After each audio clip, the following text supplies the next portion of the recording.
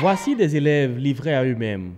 Un secteur éducatif souvent paralysé comme ceux de la justice, de la santé et des finances. Bref, tous les secteurs d'activité ayant une vie syndicale légale. Paralysés pour un motif bien connu, la grève. La grève, c'est une cessation concertée du travail dans une structure donnée, dans un secteur donné.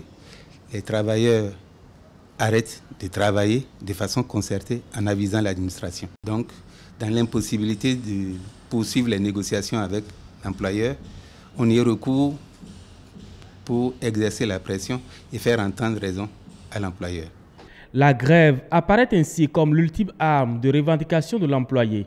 Ultime parce qu'au bout d'une longue chaîne de négociations et de procédures, lorsqu'il y a un problème, vous retrouvez au niveau des militants, on essaie de tamiser et de retenir l'essentiel à communiquer à l'employeur. Et puis après, on saisit l'employeur pour qu'il vienne à la table de négociation afin d'en discuter. Et puis, si on ne s'entend pas, c'est en ce moment-là que la procédure de grève est enclenchée. Un processus assez long qui devrait rassurer les parties en négociation. Mais il arrive que les négociations échouent pour laisser place au débrayage avec ses conséquences. Employés et employeurs tous face à la pression de la rue. Une rue qui se désole de plus en plus de la fréquence des mouvements de grève dans l'administration publique. La grève, l'arme ultime et sacrée, tombe progressivement dans la banalisation, pensent certains citoyens. Pour certaines organisations syndicales, oui, c'est un moyen devenu banal. Et je le regrette. Je l'ai toujours dit pendant que j'étais encore en activité syndicale. Parce que on ne décrète pas de grève à tout vent. Non. Je pense qu'il est souhaitable de faire un service minimum. Parce qu'après tout, c'est la population qui en souffre. Mais ça ne dit presque plus rien aux gens.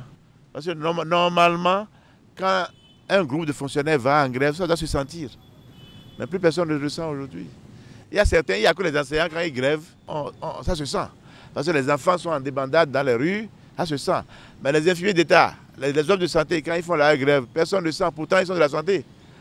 Et pour qu'il n'y ait plus grève, le dialogue social doit être privilégié. Lorsque les problèmes se posent, vous engagez les discussions avec les gens, c'est déjà un moyen à 50% de régler ces problèmes-là. Dialogue et négociation, deux mots qui doivent davantage faire écho dans les relations entre employés et employeurs pour éviter aux populations ces moments de galère.